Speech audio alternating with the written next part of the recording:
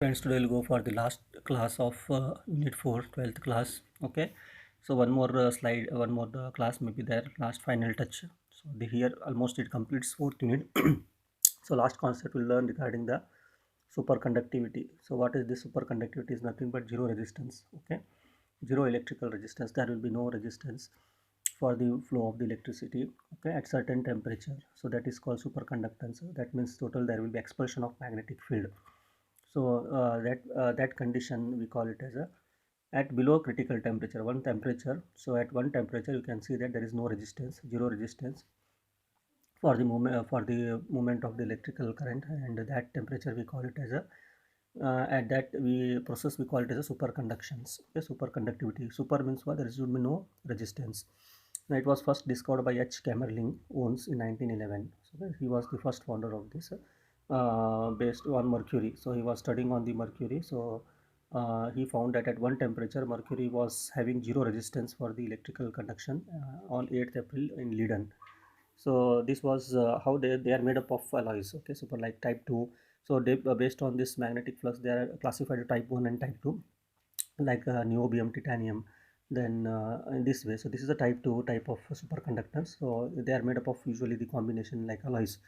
And mercury was superconduction was the first superconduction seen by this Onnes in 1911, and that comes to be type 1. Why? Because it's very low at just 1.019 Tesla. It lost its superconduction value at critical magnetic field, and that's why this is useless. So it was not so much, but it become a research point of view. It becomes a more thing to be worked on this. What how the superconduction today we can see most of the transition temperature is between 1 Kelvin to 10 Kelvin, little bit higher temperature we can see the superconduction nowadays. Okay, and this is the lowest and the lowest tungsten. So tungsten is the lowest. So tungsten shows the lowest of 0.015 Kelvin, and neobium is the highest transition temperature 9.2 Kelvin. Okay, so this is how the research has come across this superconductions, and mainly this superconductors usually type 2 one.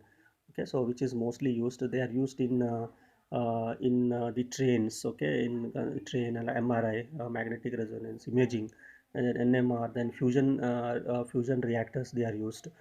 And particle accelerators also they are used, usually for type 2. Okay, not type 1. Type 1 is mercury like. So they are very easily at low temperature magnetic flux only they are going to lose their superconduction. So that's why type 2 is greatly used in most of the this one. So here we have to see that what does this Misner effect is. Okay, so what is Misner effect, they will ask for 2 marks or 3 marks. So it is complete ejection of the magnetic field. So it was found in 1933 by the Misners. So you can see here usually the normal, the specimen is normal when temperature is greater than critical temperature, and when you cool this specimen where the magnetic flux you can see field is being passed here, and when you cool this you can see that the magnetic flux is repelled here like this. So when temperature is less than critical temperature, so it refills, and that's property we call Missler effect, where there is complete ejection of the magnetic film from the specimen when it is cooled below TC or at TC critical temperatures. Okay, and it is a perfectly diamagnetic in nature because it is given by B vector B mu into H vector and M vector. What is this H vector? B vector is nothing but magnetic flux. Okay, magnetic flux, and H vector is nothing but applied field, and M is the intensity of magnetization. And you can see that the magnetic flux in magnetic flux here, what will happen, it will be zero. Okay, it will be zero when the so B is equal to 0 here when it is a superconduction. So usually B bar by M bar, so M bar it is taken as a 0 here, so M bar comes to be negative here, so chi value comes to be negative, and that's why this is formed by the, most probably it is been given by the diamagnetic. So this is how the Misner effect you have to define. Okay, so now depending on magnetic field lines. Okay, so in ordinary conductor we can see like copper, silver, so there is electrical resistance. Okay, so decreases at low temperature. As you decrease the temperature the resistance decreases, but not come to totally zero. But in superconductance you can see it comes to zero, resistance comes to zero. There is a specialty or difference between conductor and superconductor. So based on this way of magnetic field and its applications, it can be classified two types, type 1 and type 2. So type 1 we can say single critical field will be there, and they lose the superconduction at the low temperature, and that's why they are called as soft superconductor also. And type 2 two critical field will be there, and superconduction is not lost immediately, so slowly, abruptly is not lost slowly, so that's why it's called hard superconduction. And and it includes like mercury, lead, so like this niobium, titanium, so this type of, or niobium nitride, or in organic, you can see fluorines, if they are all, or nanotubes, okay, carbon nanotubes, so they are all type of super 2 conductors, not semiconductors, okay. Now if I go for type 1, type 2, see a type 1 semiconductors, intensity of magnetization versus applied magnetic field. As you apply magnetic field, so what happens, superconduction increases like this up to a certain magnetic field here, critical magnetic field. At one critical magnetic field, you can see that the conduction drops totally like this, okay, and it is going to behave like normal. So in this range, you can see that it is behaving as the superconductor, but above this HC, above this critical magnetic field, so you can see it is behaving as is a normal, and that's why. And this is immediately, so 0.1 Tesla, you can see less transition, it is going to superconduction is going to turn into the normal, so that is why and so they are abrupt change will be there, that's why they are less used, so useless I can say, okay.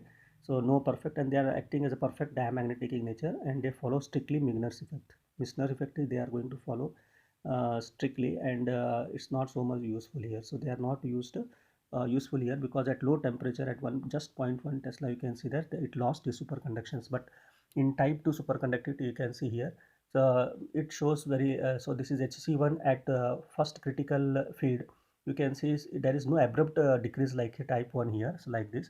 In type 2, it is small decrease up to here come, and at HC2, that is upper critical field, magnetic field, you can see it comes to 0. So it is showing to three different, at this from here to here, you can see they are acting as superconductor like this, okay. From this, from HC1 to here, it is acting as a mixed, that means it is having superconductivity property plus normal conductivity. And from here to here, you can see they are the normal conductivity, that is three stage, 1 2 3. So at one stage, first it is acting as superconductor perfectly, then in second, mixed conductor, that called vortex. So this area we call it as a vortex, okay, vortex, vortex, and like this, okay. So that's why they are also called as hard superconductors. They are also called as hard superconductors, because the magnetic field required here is high, so they are called as hard superconductors, okay.